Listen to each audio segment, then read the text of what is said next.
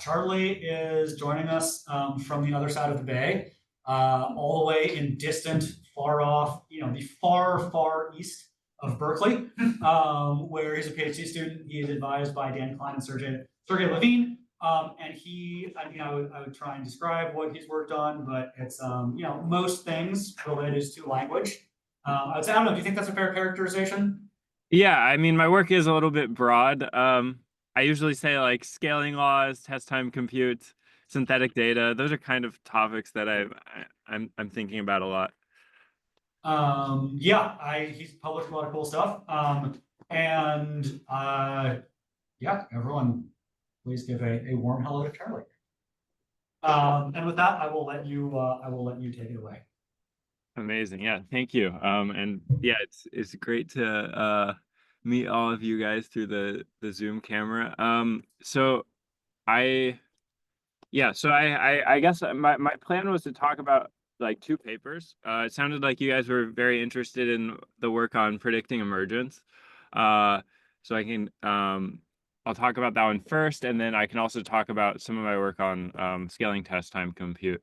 Um, and yeah, I have some slides prepared, but if you want to dig more, you guys can like interrupt me and we can make it more of a discussion. I can kind of dig more into the details if there's like very specific things you want to discuss as well.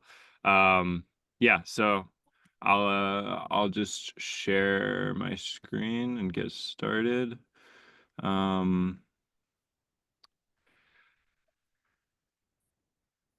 Yep. Okay, so you can see this, right? That's right. Yep. Okay, sweet. Yeah, so this is some work I did at Berkeley with some collaborators, my advisors and one collaborator. Um, yeah, so basically, like you probably all know this sort of background. You have, your standard pre-training laws, scaling laws, where you get predictably better at your next token prediction ability. And you can, extrapolate pretty well to these larger models from like small scale experiments. And there's actually a lot of cases where you can go kind of beyond this and make some good predictions about, how capabilities on various specific downstream tasks, like your accuracy, will scale as well. But this isn't always the case. There are some instances where the performance will just be random for a while, and it's hard to get any kind of predictive ability about, when it's going to start to improve. So, in some cases, we'll be in this regime where we're seeing improvements and we can, make some forecast about if we trained a model with 10 times more flops, how would it perform on this task of interest? But there's other cases where we're just in this regime where we're not making any progress. At some point, it may pop up. We may see this like emergent jump in performance, but we don't necessarily know when that will happen.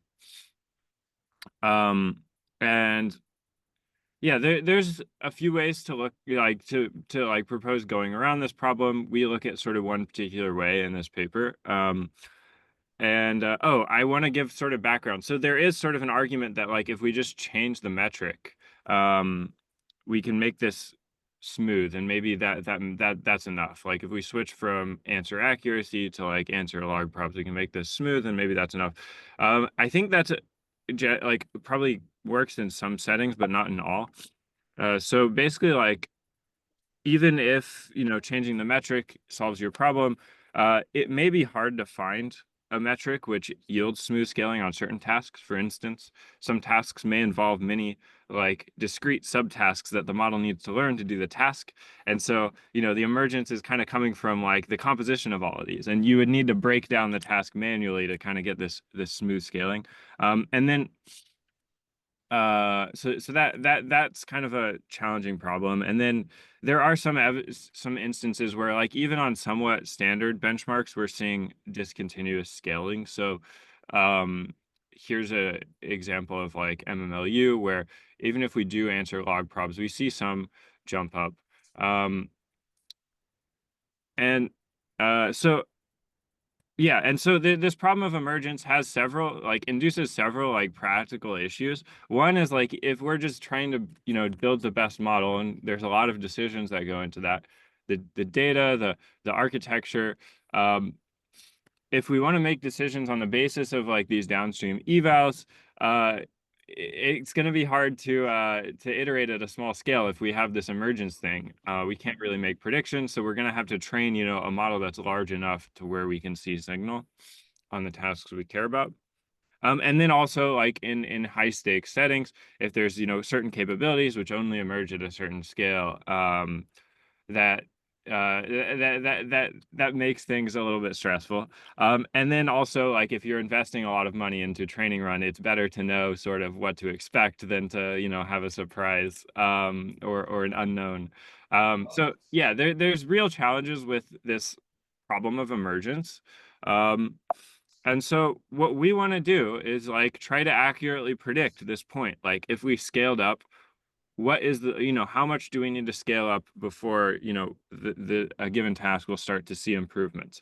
Um, so given only checkpoints which have sort of random performance on this task, we call these pre-emergence models. We want to predict the point at which emergence will occur.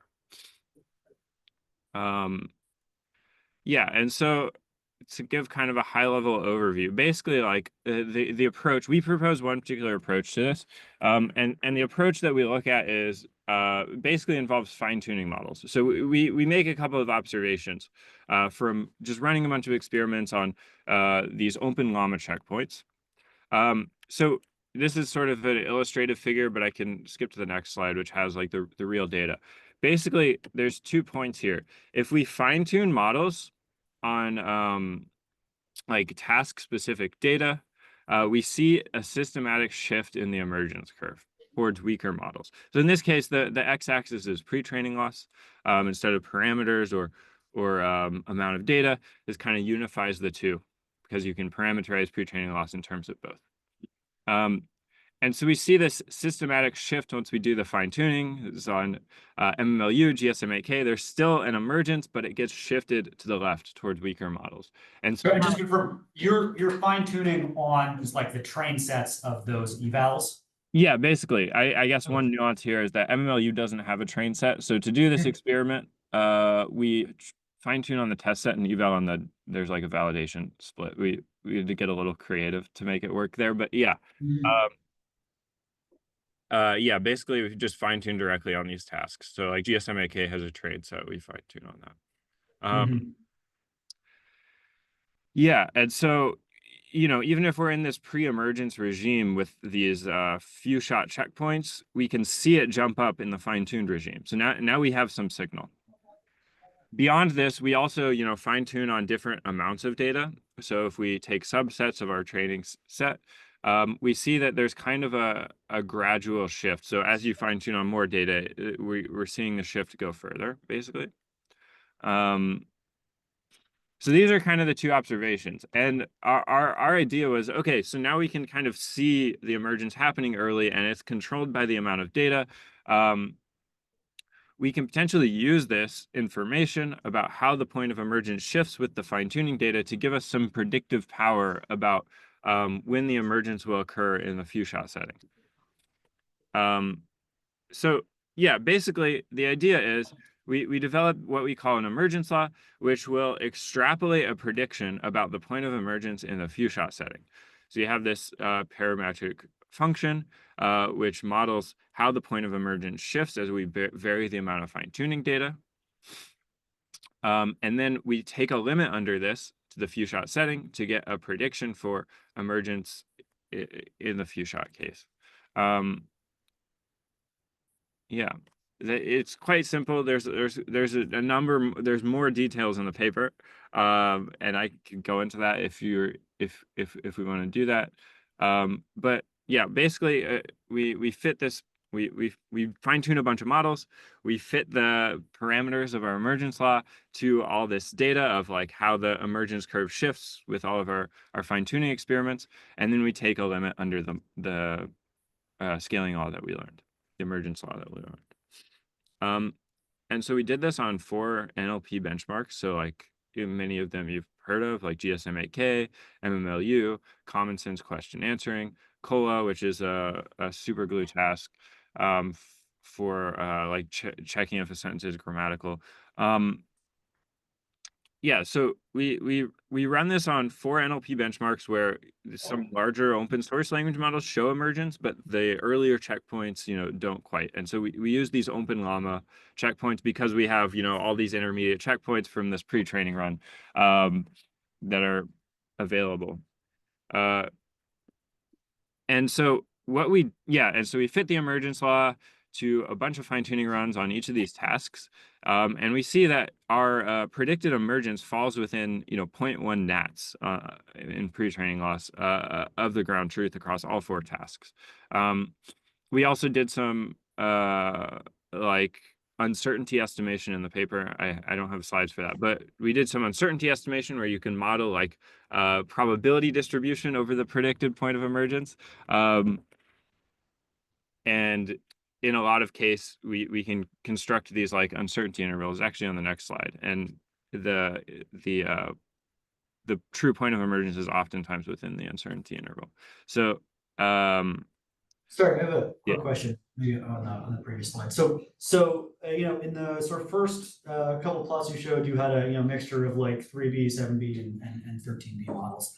Oh yeah. And then I assume for this on the sort of validating the emergence laws, where you were actually fitting the curves, is it the same? Is it the same set of models, and are these like different checkpoints from a single like 3D run? Is it like different models that were trained to different levels of loss? Yeah.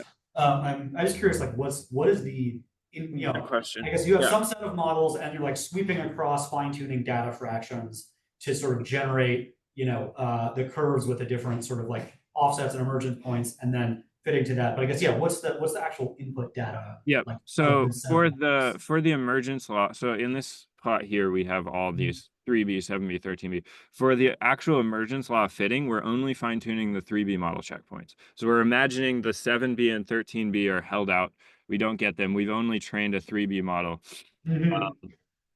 Yeah, so we're only using the 3B checkpoints. The other checkpoints are used for checking our prediction, basically. Yeah.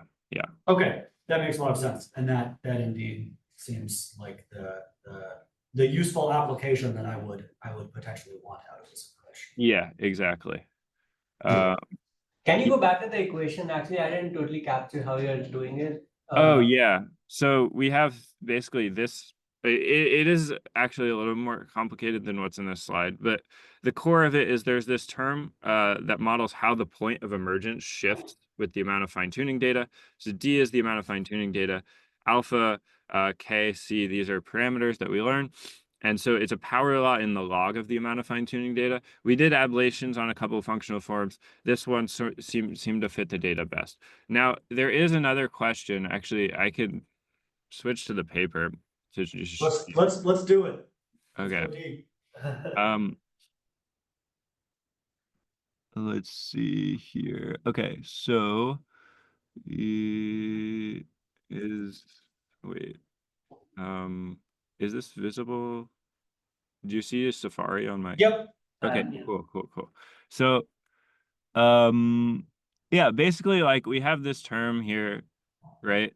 Models how the point of emergence shifts, but in reality, the data we get looks like this, right? It's just these pre-training loss, performance, and amount of fine-tuning data pairs. We don't have, for amount of fine-tuning data, what is the point of emergence? So what we do is we fit this, we model emergence with a ReLU. So it's like flat and then goes up. We basically fit a ReLU to all these data points where the elbow of the ReLU is parameterized by this function up here. And so we fit, so this ReLU has a few extra parameters, A and B here. We fit all 5 of these parameters kind of jointly on raw data of this form here. And then once you do that, you get this, and you get these ReLUs, and you can make plots that look like this by taking a limit into the low data amount. And then, yeah, this is also the uncertainty stuff. So once you have this, you can do uncertainty estimation on sort of the parameters of this. We look at a couple ways of doing this. You can do bootstrapping. You can do Markov chain Monte Carlo. This is doing Markov chain Monte Carlo on the parameters of the emergence law, and then you can get these like uncertainty. This is the CDF of the point of emergence, so it's increasing, and then yeah. We also ablated a couple functional forms. The one with the log of the data was much better fit than the others. I think I don't have like a great intuition for why the log of the data, but yeah, it fit much better than like doing just a normal power law in the amount of data. Yeah. When you say amount of fine-tuning data, is it like one pass over fine-tuning data, or you can? Oh yeah, that's a good question too. Actually, no, we do early stopping, so I'll do multiple epochs until I overfit on the validation curve. Yeah, so I hold out like 10% of the training set for validation. And we will do like multiple epochs until we hit. And how do you get the parameter size dependence with just 3B checkpoints? How do I get the parameter? Like you need. X-axis here is pre-training loss. And so if you look actually here, we have a very clean thing here where we have these different model sizes, but like pre-training loss basically explains everything we need. So different model sizes with different intermediate checkpoints during each pre-training run, where like the same pre-training loss is seeing basically the same performance. And I actually ran this on many. How do you compute the pre-training loss? Like, is it like for the 3B model or which model? How do I sorry, can you ask that? The pre-training loss here, is it for the 3B model or which of the models? Each of the models, yeah. The 3B one, or like which model did you use for computing the pre-training loss? For each checkpoint, we compute the pre-training loss with that model. Oh, for that checkpoint, okay. Yeah, so like in this figure, you see these different colors. That's different size model, and we're computing their x-axis corresponds to that model checkpoint's pre-training loss.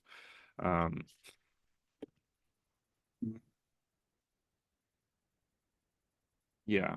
Can I ask a question about like maybe slightly related?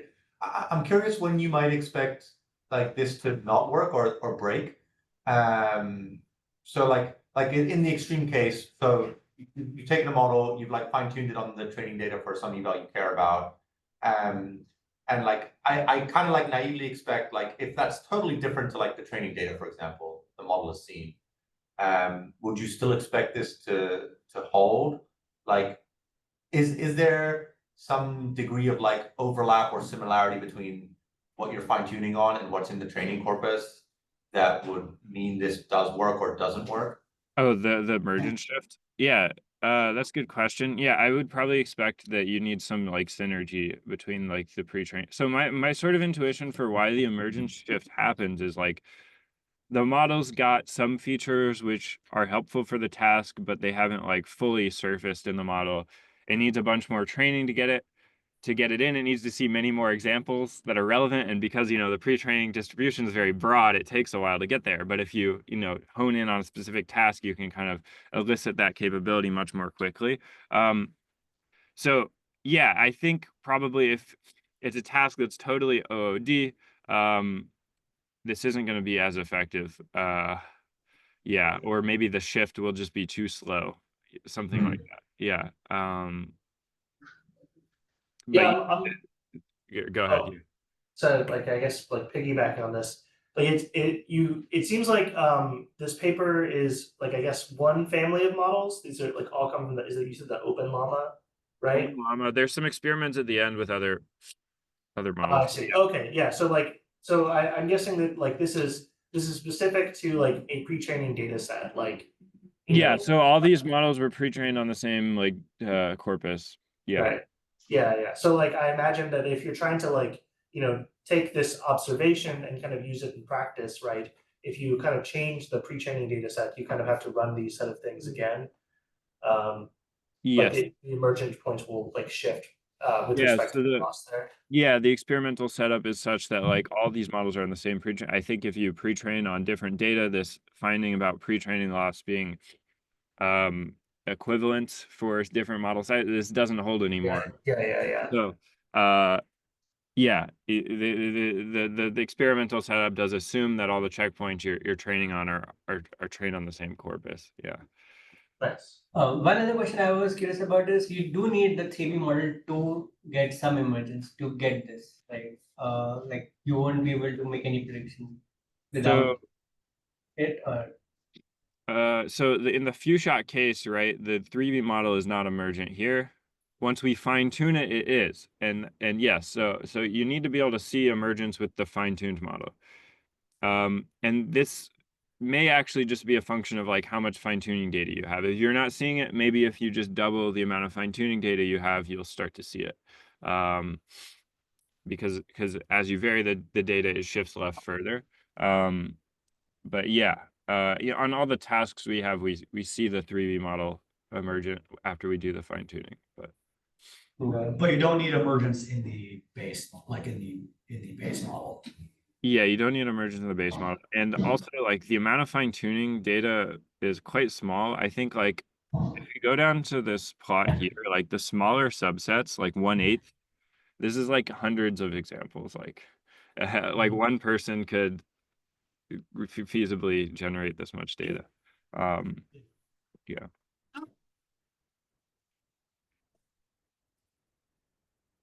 Cool. Yeah.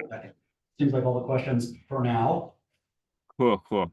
Yeah, so I can go on to kind of the next point, which is, so we've shown that like we can make reasonable predictions. The useful thing is like, here, I'll just leave it in Safari for now. The useful thing is, how far in advance can we predict emergence, right? Like ideally, we would be able to predict it, we'd be able to predict it, several a good number of flops in advance. So we're saving compute. We don't have to train these all the way to the point of emergence.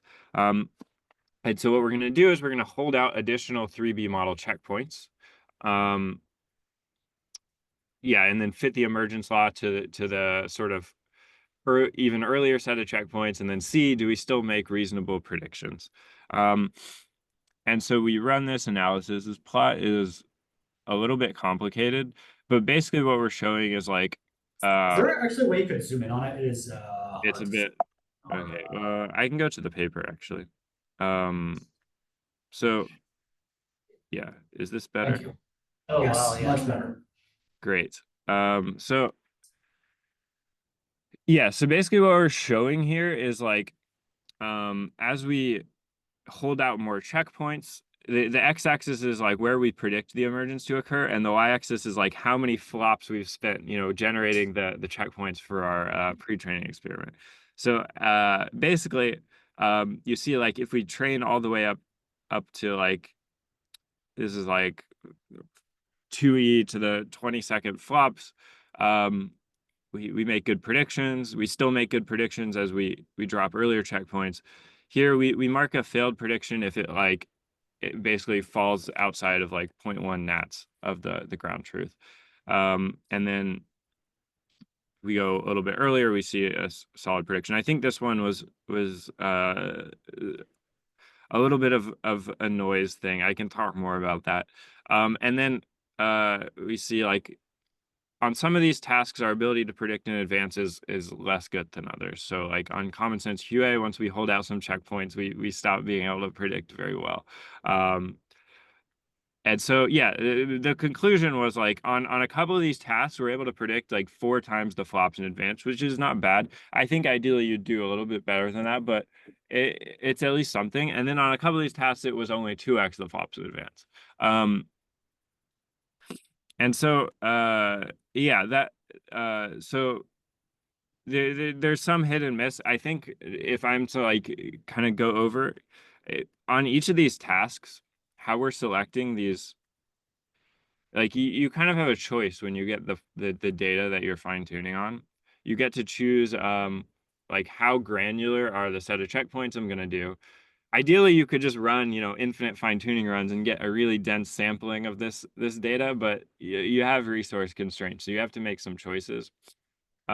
So you have to choose, what checkpoints and, how many fine tuning subsets to get. And some of those like data points will be more informative than others. For instance, if you're like down here and you're fine tuning all these, small models at very low subset sizes, you're not going to get much signal.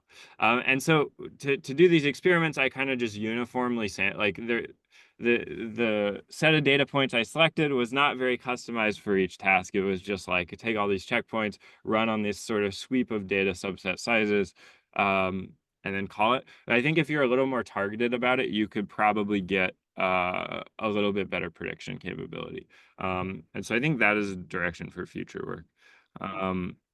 I have a question here. Yeah. So my understanding is that this equation assumes that the pre-trained data distribution will be the same when you continue training. I mean, pre-emergence and after the emergence. So how do you think this would align if we decide to change the pre-training data, or maybe to anneal the model using a different, I don't know, mixture of the pre-training data after the emergence, or even maybe close to the emergence? Because you're today saying, like, people don't fix like the distribution of the training data Yeah. from like the beginning, from the initialization to the end of training, right? Yeah. No, I think yeah, no, I think what you're saying makes sense. This is a very common practice. I actually kind of, so I know that, like Cody, you have the like annealing paper, right? So yeah, I think like there's actually a lot of similarity between like what I'm doing and what's in that paper, which I think like part of the appeal of the annealing is probably one, it improves capabilities, but two, it also helps you do your experiments, like get signal earlier. And I think what we're doing here is pretty similar. We're like fine tuning on a specific task to get early signal. As for how, if I were to like add the annealing in as well, how would that change the setup? I mean, I think if the anneal is kind of like consistent across the different sizes of models, you could probably still do the same thing, where you have loss on the x-axis. Because we need to add the new distribution of the annealing data to the equation, right? Because you might start introducing that data after the checkpoint you are doing the analysis on, right? So you will need to model actually that data also and add it to the equation. So it will be That's like possible, almost very hard, right? But yeah, you're right. It's possible that you need to account for this. Like each checkpoint would need to be annealed separately, or you could change. So in principle, so we use pre-training loss for the x-axis here. In principle, you could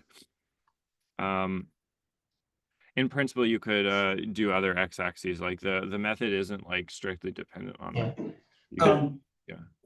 Given that it seems like the amount of fine-tuning data that you have, basically improves the quality of the prediction you can make. As a correct interpretation. Do you think it would be plausible to just use a generative model to generate additional fine-tuning data to get better signal for the task? Like, I guess, one question I have, the tasks where you didn't see as much emergence, was there a difference? I mean, obviously, there's differences in like the knowledge you need to complete them. Was there a major difference in the amount of fine-tuning data you had for those tasks? And, I guess, a sort of related question is, could you just use a generative model to generate more fine-tuning data and get better prediction, or get further ahead prediction from? Yeah, that's a good question. I suspect, yeah, you probably can do that, like generate some synthetic training data to get further ahead prediction. There's not that, so I actually think, so I think the size of the fine-tuning data sets, it ranges like maybe half an order of magnitude. Like GSM-AK, you have like it's like 7,000 if you hold out the test set, fine-tuning examples. MMLU is also on that order. Common Sense QA is a couple thousand. COLA is, I think, if I remember correctly, also a couple thousand. They're all kind of in the same range. I think the size of the test set does vary though. And so I think there's like more noise there potentially. I think the COLA test set's pretty small. The GSMA-K one is relatively a little bit larger. And so that'll also have an impact if your eval itself is a bit noisier. You might need more data points to fit. Yeah.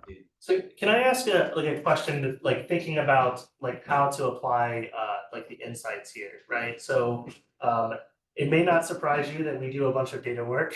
Yeah. And we care about like where the emergent like point is, but we actually care even more about you know, which of the like data sets that we're experimenting with are going to have like higher, you know, downstream task performance past the emergence point. So Right. I like, you know, and so like I know that it's probably not the exact same thing as measuring it, but like if we, you know, did a bunch of pre-training that was like below or at emergence points, did fine-tuning, and like, you know, for two different sets of data, and like the predicted emergence points are shifted from each other, like would it like imply that like a data set that would emerge earlier in the like pre-training loss or flops would be like, would we expect that to have better downstream performance, or like is there not enough to say that That's like a that?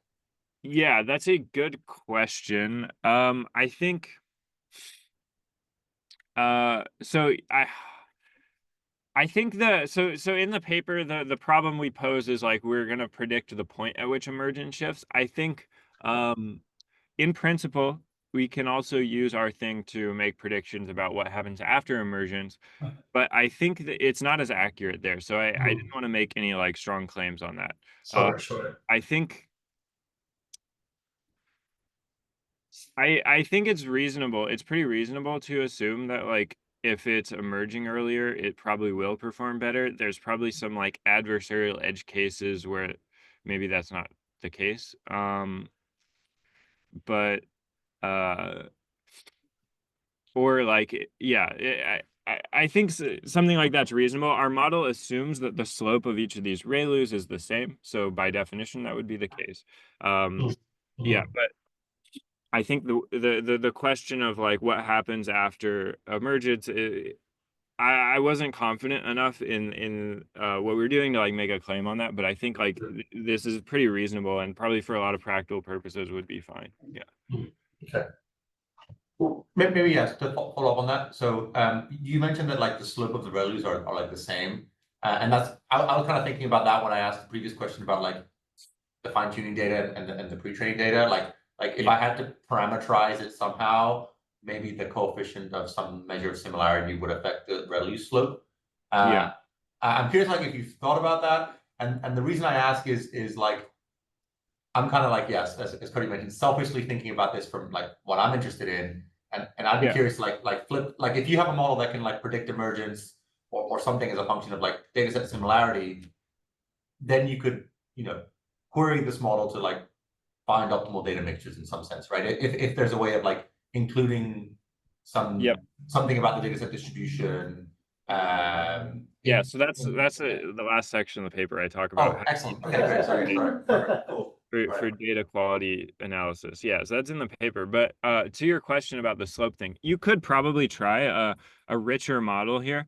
I went with something very simple. I think I don't, you know, I fine-tuned a lot of models for this paper. Like I ran probably like 1,000 of fine-tuning experiments or something crazy like that. But even that, like I don't have that many data points. So I think adding extra parameters is you know, sketchy once you don't have that many data points. So I had to kind of pick a model that, you know, simplicity captures the right behaviors, but you know, you might lose a little bit of expressiveness. So I think there might be some changes to the slope, but on the whole, they're pretty close across the different data set amounts.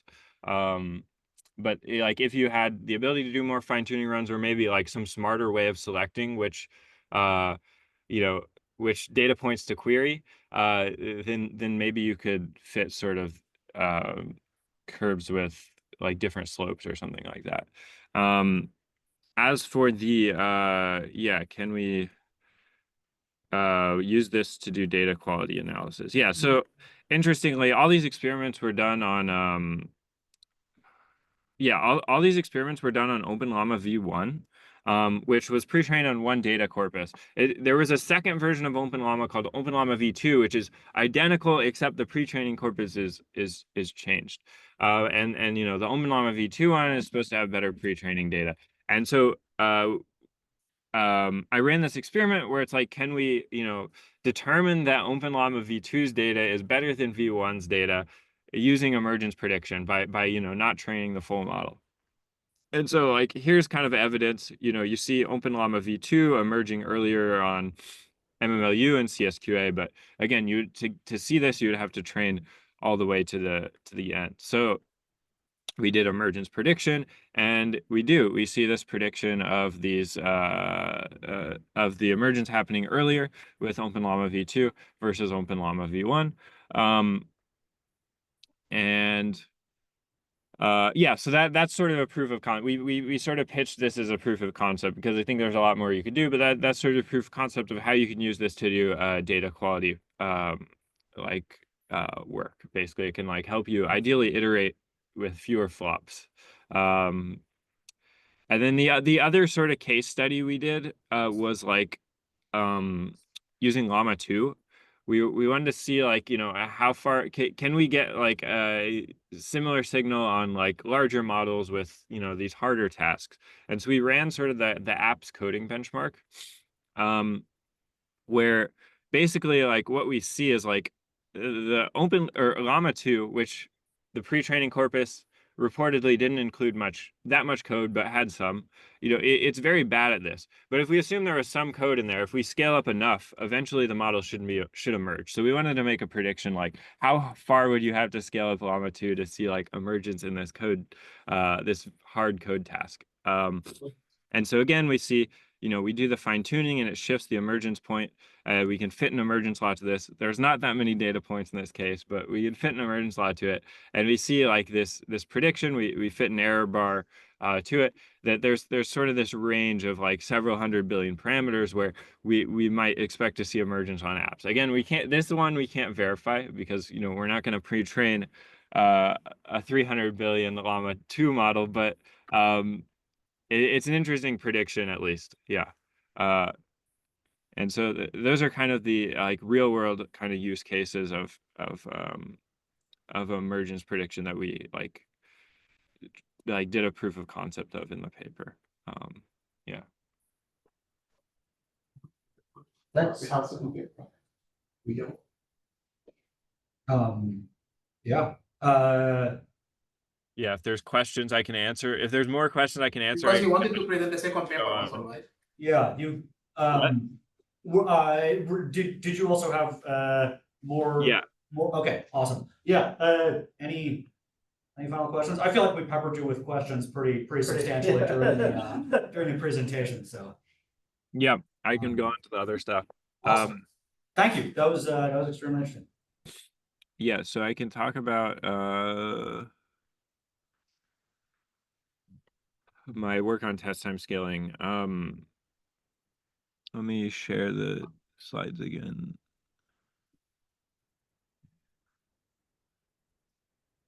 Okay. So I did some work on scaling test time compute at Google during an internship. So I think the motivation here is, you know, again, kind of rooted in scaling laws. You know, if you pre-train models on, you know, increasing scale, we'll see sort of a uniform improvement on many tasks, but there are certain tasks where the scaling might just be unacceptably slow. And so, you know, for instance, you know, just expecting the model to directly predict the answer is just unreasonable on very hard math problems like IMO. You may need to explore multiple approaches to the problem to eventually get to the solution. Or even on very simple problems, there's kind of certain tasks which fundamentally require doing some kind of search if you're not assuming the model's already memorized all the answers. And so we need something else we need to enable some kind of search within models to improve performance on these kinds of tasks. And so if we look sort of at the history of AI, we've seen that like with AlphaGo, once we give it the ability to use additional computation at test time, we can substantially improve performance. So once if you run the raw policy network, you get, a reasonably good ELO, but once you use that policy neural network in a Monte Carlo tree search loop to make better action predictions, the performance significantly exceeds human capability. And so we want to enable something similar with LMs. And as we've probably all seen with like O1 and O3, like the giving models the ability to use like extra test time compute by generating more tokens can really improve performance on these very hard math tasks. So this has, led many people to ask, is pre-training dead? Would we have ever seen these kinds of gains from doing pre-training instead? Since there's such large gains from scaling test time compute. And so this is kind of the direction that we get out in our paper, which is like, when can test time compute outperform pre-training? And so we're going to look at this on sort of a math task, sort of the Hendrix math benchmark. And we'll look at a few different ways of using test time compute to do this analysis. To set things up, like you've probably heard of compute optimal pre-training. In order to like determine that we're using test time compute in the most effective way we can, we define this notion of compute optimal test time scaling, which is for a given problem and a test time budget, we select sort of the best configuration of for our test time scaling. So the configuration could be like what search algorithm to use, what beam width, or just various hyperparameters of the search algorithm. And then in practice, how we do this is we will bin questions by difficulty and just select sort of the best strategy within a given difficulty bin as sort of our approximate test time compute optimal scaling. And so we're going to do this analysis on sort of two different approaches to scaling test time compute. One is by doing search against verifier, and the other is by having models iteratively revise answers kind of in context. So for search, we look at a few different search algorithms. The one is like the simplest possible thing, which is we're going to sample n answers and then have a verifier language model, score them, and select the best one. So this is best of n. We also fine-tune a verifier model to predict sort of the correctness of intermediate steps in the solution. And then we can do beam search against this verifier. And then we also look at doing look-ahead search, which is like an extension of beam search, which does these look-ahead rollouts at each step and then takes the score at the end of the look-ahead rollout. The idea is that like you should be able to make more accurate predictions once you've rolled out a little bit. But this comes at a cost. So to train the verifier model that predicts, per step correctness, we use this approach from this Mass Shepherd paper, Wang et al., where basically what we're going to do at each step in the solution, we're going to roll out multiple rollouts from the step and then score the correctness and then sort of get the Monte Carlo correctness rate at that step and use that as a supervision signal for the verifier model. So we'll train it on a bunch of examples of this on the training set, and then we'll have a model which can predict the correctness of intermediate steps in the solution. And so if we look at, how different methods perform, binned by question difficulty, we see sort of interesting trends. So on the easiest questions, and once you have, a high enough budget, best of n is kind of the best you can do. But on these harder, medium, and hard difficulty questions, best beam search performs much better. And then on the very hardest questions, we're seeing sort of all methods struggling. I'm sorry, how did you determine difficulty here? Yeah, good question. So we basically do it relative to the model. We actually have two notions of difficulty. One is what we call oracle difficulty, where we're going to sample a bunch of outputs on each question and measure the rate of correctness, and then bin sort of the correctness rates into quantiles on the test set. The other is what we call predicted difficulty, which does not rely on ground truth information. Instead, we have we use our verifier score, and we take sort of the average verifier score across all the samples, and then do the same quantile binning. One drawback here is that, these are expensive procedures for estimating difficulty, aren't really practical, but are useful for analysis purposes. There is a paper that came out a few months after ours, which looks at fine-tuning models to directly predict difficulty, and they seem to have like very encouraging results. So I think that's also probably possible, but we didn't do that in this paper. Cool. Thank you. Yeah, so once we've done this, so we see that there's, depending on the difficulty, different methods kind of are preferable. And so we can select sort of the best performing search setting depending on the question difficulty, and we can improve sort of the efficacy of our test time scaling. And so we also do some analysis on this revision approach, where basically what we're going to do is we're going to fine-tune a model to iteratively revise answers in context. And so once you have a model like this, there's a couple of things you can use it with. You could, if you have a budget of n samples, you could sample all of them in sequence. So you're going to keep, your previous attempts in context and ask it to propose a better answer. Or you could, sample a bunch just in parallel again. Or you could do some combination of these two. And we might expect, depending on the question difficulty, these might vary. For instance, on like hard questions, we might expect the model needs to explore different high-level approaches to solving the problem. And so sort of the diversity of parallel sampling is beneficial. On sort of easier questions, maybe we already kind of know how to solve it. We just need to, iron out any errors in the solution. And so revisions are helpful. And so if we bin sort of questions by difficulty level and, look at how performance varies with the ratio of sequential to parallel sampling, we will see that on the easy questions,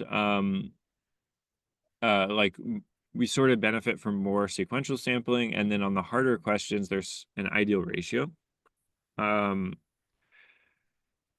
And then again, we can do sort of the compute optimal scaling thing, and we see an improvement in the efficiency of test time scaling when we do this. So now that we've looked at, how to effectively scale test time compute with these two approaches, what we really want to look at is, what we really want to understand is like, what is kind of the exchange rate between test time and pre-training compute? When can scaling test time compute be more effective than scaling parameters at pre-training? And so basically the setup is this: like we could, take a much larger model and just sample one answer from it, or we could take a small model and apply, additional test time compute using one of these techniques. And then to sort of equate the flops between these two settings, we do need to take into account sort of the number of inference queries we're expecting. So if we're like Google and we're serving our model to 1 billion users, then if we, 10x the test time compute of each query, that's going to cost a lot and quickly massively exceed the cost of pre-training in the first place. If we're running fewer queries, then we can afford to really scale up the test time compute before we make any kind of dent in the total number of flops. So we do some analysis. I can talk more about this figure, but sort of the takeaway is that like using these two approaches to scaling test time compute on easy and medium difficulty questions or in settings with low inference requirements, scaling test time compute can be preferable to scaling model parameters. And we did find, if you're in a very high inference setting or you have like very hard questions, scaling parameters might be preferable. Now, this conclusion, or I should say, there have been 2 works which came out since ours, which have reproduced sort of like the core findings in our paper, which is great to see. But yeah, I think like the kind of takeaway here is like we used very simple methodology, found that scaling test time compute can greatly improve performance and in some cases outperform scaling parameters. But there's been a lot of developments since our paper on test time scaling, and I think like this approach that DeepSeek and O1 take is seems very, very promising and maybe performs much better on these hard questions. So it would be very interesting to like conduct this analysis on these models as well. And then yeah, there's probably a lot of future work that could look at like how does the scale of fine-tuning impact test time scaling. So in our paper, we fine-tune a model to be a verifier, we fine-tune a model to do revisions, but the amount of fine-tuning we were doing was very small. If you scaled up the fine-tuning for the verifier or the revision model, would that impact sort of the test time scaling trend? I think there's a lot of interesting analysis here that hasn't been done and could be cool for future work. But yeah, that's kind of the talk I have on test time scaling. I can take questions if you have any. Yeah. I have a question. So usually, like most of these plots are discussing the pre-training time compute versus test time compute. But like, what about like just the test time compute of a big model versus a small model that extends its compute on the x-axis of like time of tokens? Like, how would that fare? Oh, Like- that's a good question. Yeah. Yeah, so we didn't do that in this paper. I think like if the x-axis is like instead of flops, I guess tokens is the question. Like how would these comparisons fare? Like, yeah, extending y-axis being the layers, for instance, and x-axis being, I guess, tokens or something of that sort. Like, basically, like if I had like a fixed compute budget at inference time and I had an option of using a 405B llama versus a 1B model, I can Oh, likely yeah. do 400x more tokens or whatever, like of that order. Like, Yeah, that's a good question. That's a little bit different than how we phrased it in our paper, but I mean, it's definitely a different question, but I think what we would love is, given that you've thought about this problem, for you to speculate about it, even if it's totally baselessly. I think for sure. your opinion would certainly be valuable. Yeah, for sure. So I think I think it really is going to depend on the task. So for certain tasks, like scaling parameters isn't as effective, like straightforwardly. Like on like code and math tasks, like the scaling law is very slow. And so if you have a way of, checking your answer effectively, doing the test time compute with a smaller model will perform much better. On certain tasks, though, I think you'll see probably more on other tasks, like if it's creative writing or something, you're going to see much more benefit from just like scaling the parameters. And so that in those cases, it will be more flops effective. That's sort of the angle we're taking in this paper by like looking at question difficulty and showing like it kind of depends sort of the best way to scale test time compute. Yeah.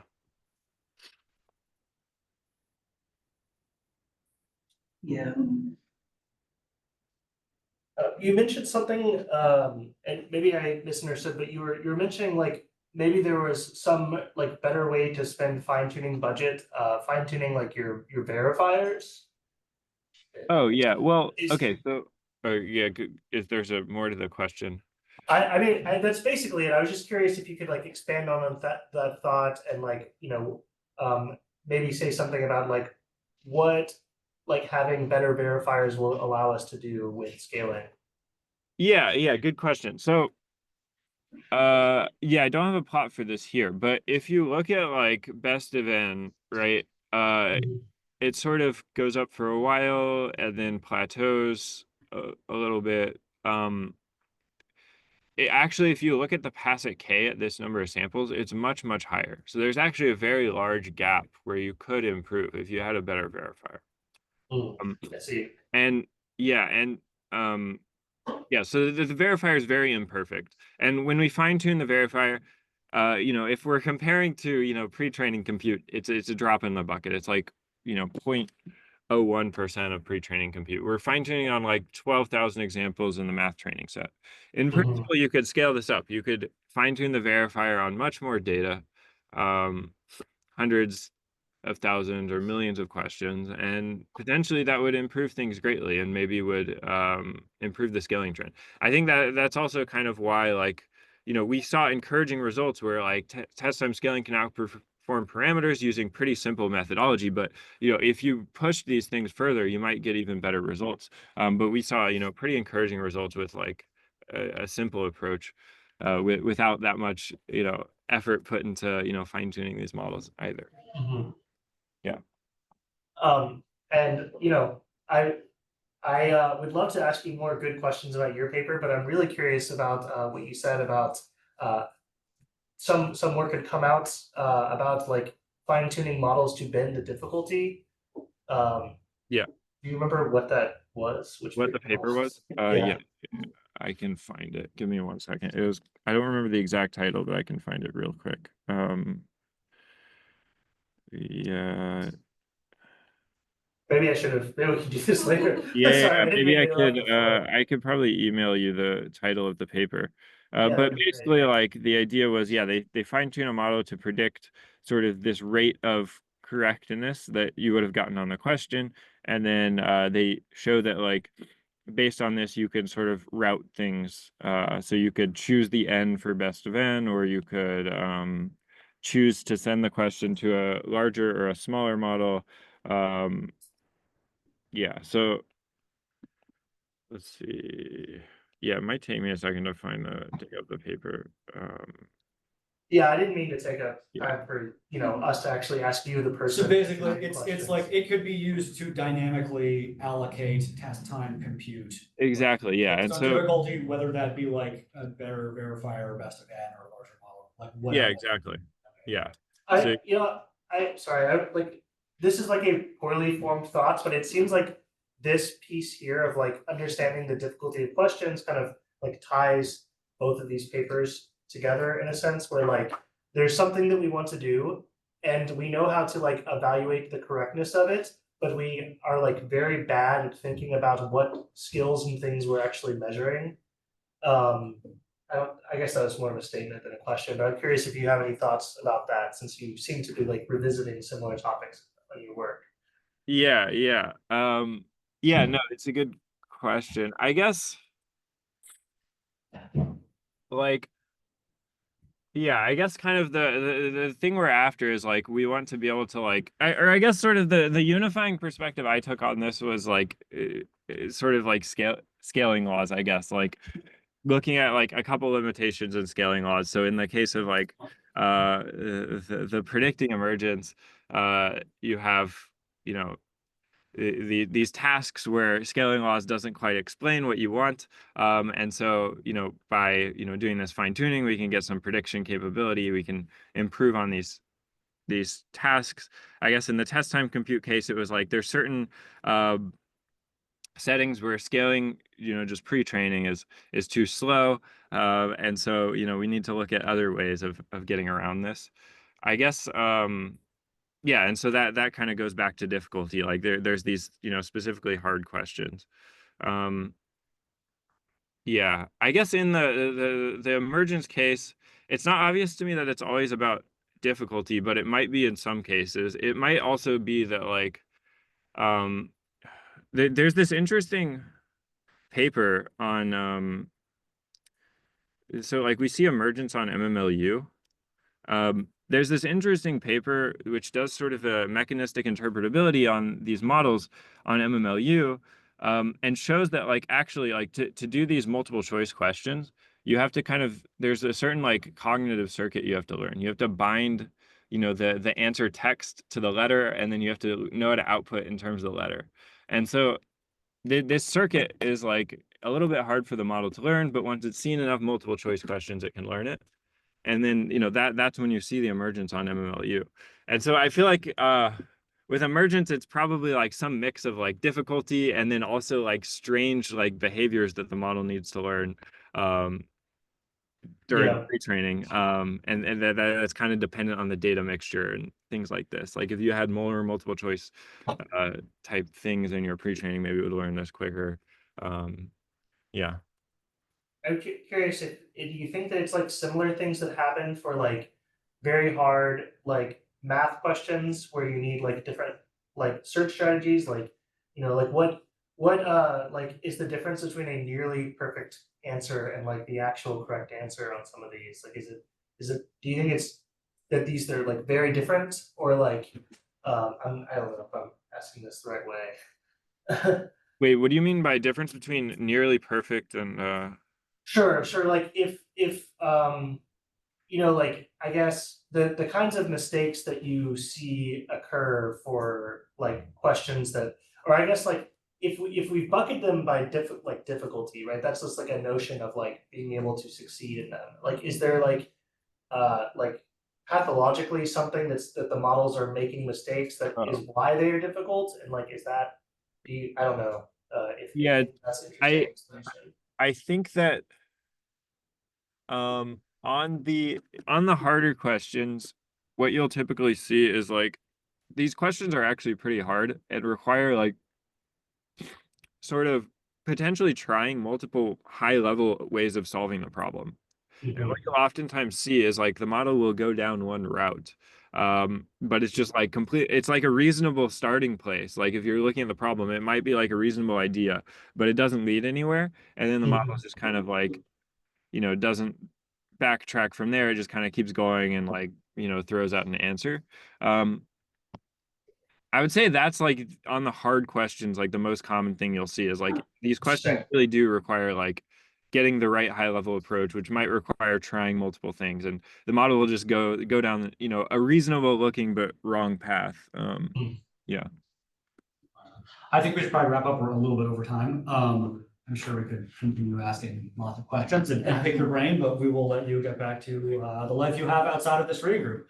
So thank you so much, Charlie. We really appreciate it. It was fantastic having you here. And if you're ever on this side of the day, you should by the office.